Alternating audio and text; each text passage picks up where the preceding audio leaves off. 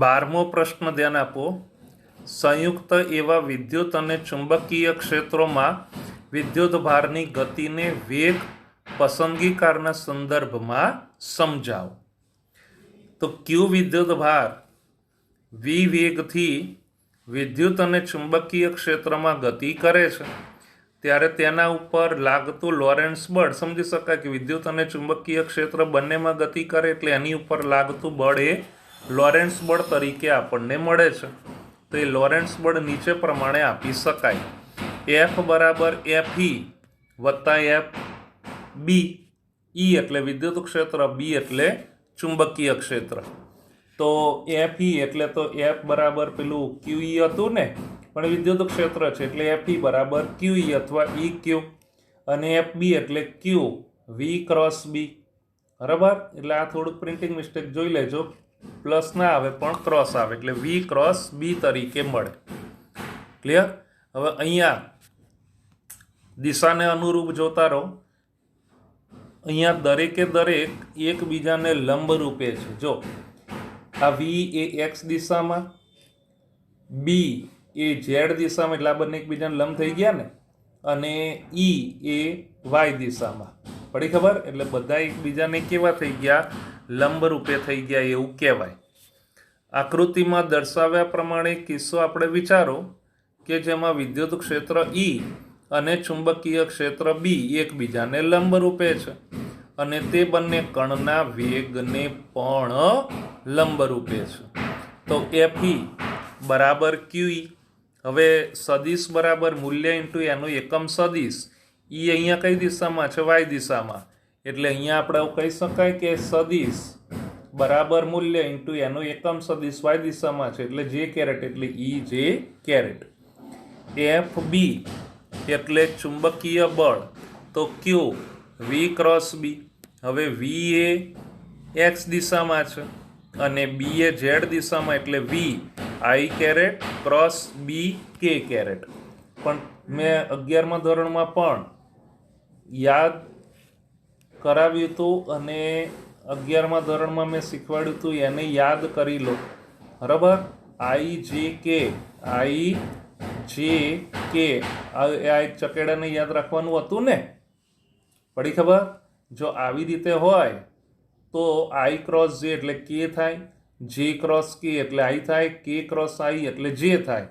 પણ આઈ ક્રોસ કે આમ ઊંધા જઈએ એટલે માઇનસ આવે, તો આઈ ક્રોસ કે એટલે માઇનસ જે, એટલે અહીંયા માઇનસ જે તરીકે મળે. સમજ પડી? તો આના ઉપરથી આપણે શું કહી શકાય કે એફ બરાબર ક્યુ ઈ માઇનસ વી બી જે કેરેટ માઇનસના સ્વરૂપમાં આવે ને. અને અહીંયાથી આ એક સ્ટેપ હું વધારે કરી દઉં, આમ જરૂર નહીં પણ તોય. તો એફ બી બરાબર માઇનસ આઈ ક્રોસ કે એટલે માઇનસ જે થયું ને એટલે માઇનસ જે કેરેટ અને ક્યુ વી બી. તો કુલ બળ આપણે કેવું હોય તો એફ બરાબર શું થાય? ક્યુ ઈ માઇનસ વી બી જે કેરેટ તરીકે આપણને મળે. આમ એફ ઈ અને એફ બી પરસ્પર વિરુદ્ધ દિશામાં છે. જોઈ લો, આ બંને કેવા છે? પરસ્પર વિરુદ્ધ દિશામાં છે. ધારો કે ઈ અને બી એના મૂલ્ય એવા રાખીએ કે જેથી એફ ઈ બરાબર એફ બી થાય, એટલે બંનેના મૂલ્ય સમાન થાય અને દિશા કેવી છે? પરસ્પર વિરુદ્ધ. એટલે એને પરિણામે શું કહી શકાય? કુલ વિદ્યુત ભાર ઉપરનું કુલ બળ એ શૂન્ય રહેવાનું અને તે કોઈ પણ કોણાવર્તન પામ્યા વગર આ ક્ષેત્રોમાં ગતિ કરશે.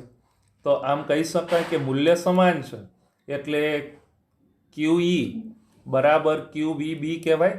વિદ્યુતીય બળ બરાબર ચુંબકીય બળ, એટલે વી બરાબર કેવું હોય તો ઈ અપોન બી. સમજ પડી? આ પણ ઉપયોગી સૂત્ર છે, ધ્યાન રાખી લેજો. ક્લિયર?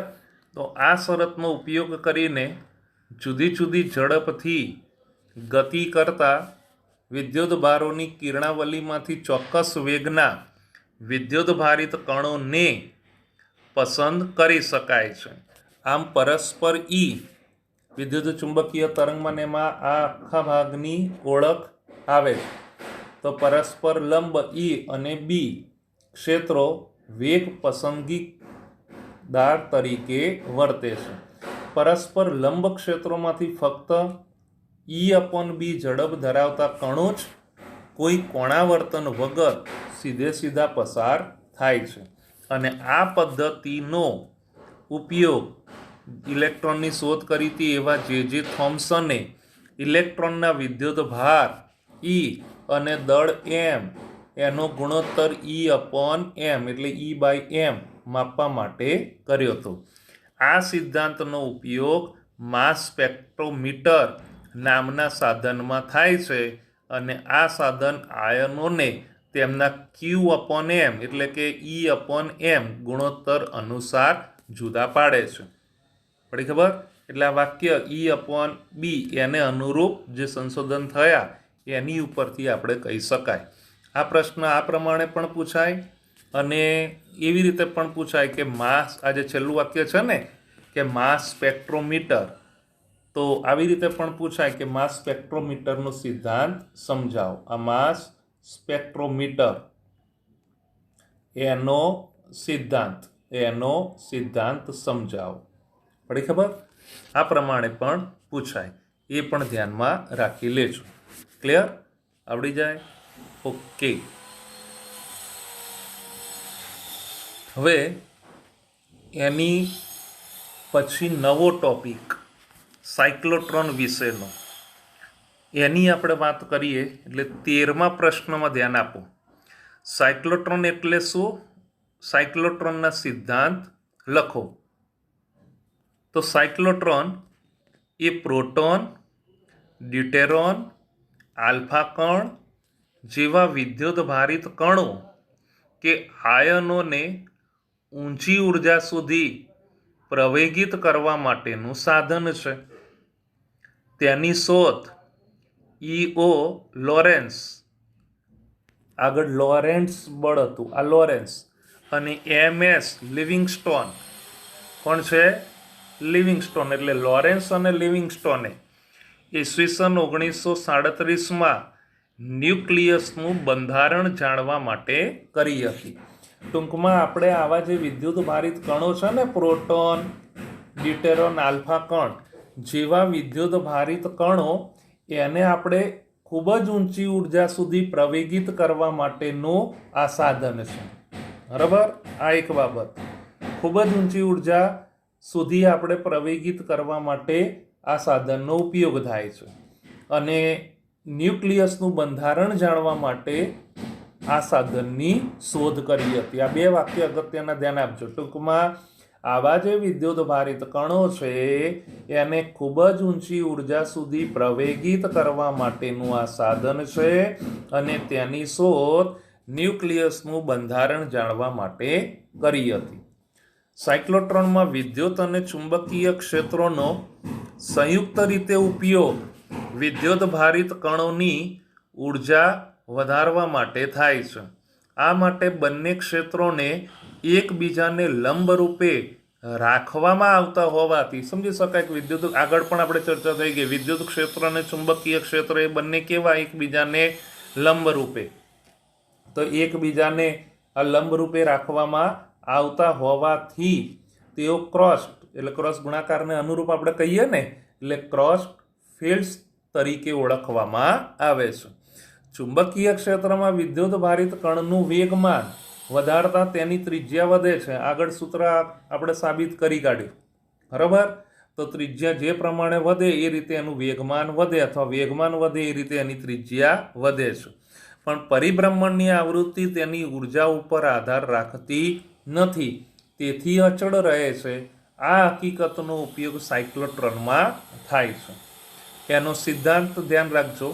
વિદ્યુત ભારને મધ્યમ ક્રમના વિદ્યુત ક્ષેત્રમાંથી વારંવાર પસાર કરીને તેની ઉર્જા ખૂબ જ વધારવામાં આવે છે. એટલે લંબરૂપે રહેલું ચુંબકીય ક્ષેત્ર, વિદ્યુત ક્ષેત્રને લંબરૂપે કોણ છે? ચુંબકીય ક્ષેત્ર. એ વિદ્યુત ભારને વર્તુળાકાર માર્ગે જ ગતિ કરાવે છે, કેમ કે બંને એકબીજાને લંબરૂપે હોય એટલે વર્તુળાકાર માર્ગે ગતિ કરાવે છે. પરિભ્રમણની આવૃત્તિ, જેની પણ આપણે સાબિતી આગળ આપી દીધી, વિદ્યુતભારિત કણની ઝડપ અને વર્તુળાકાર માર્ગની ત્રિજ્યા ઉપર આધાર રાખતી નથી. 11મા પ્રશ્નમાં આપણે આ મુદ્દાની પણ ચર્ચા કરી, સૂત્ર સાબિત કર્યું અને આ મુદ્દાની પણ ચર્ચા કરી 11મા પ્રશ્નમાં. એટલે પહેલાં એને એકવાર જોઈ લેજો, ધ્યાન રાખજો અને પછી વાંચજો આ પ્રશ્ન, એટલે તમને આવડી જાય. આ આપણે શરૂઆત સાયક્લોટ્રોન વિશેની કરી. બરાબર? ક્લિયર? ઓકે. આ ખાલી થિયરિકલ વાક્ય છે, એટલે 2-3 વાર વધારે વાંચો એટલે આવડી જશે. નાના ઘણા બધા શબ્દ 11મા પ્રશ્નમાં આપણે કમ્પ્લીટ કર્યું ને, બસ એનો ઉપયોગ કરીને આપણે આ વાક્ય તૈયાર કરેલા છે.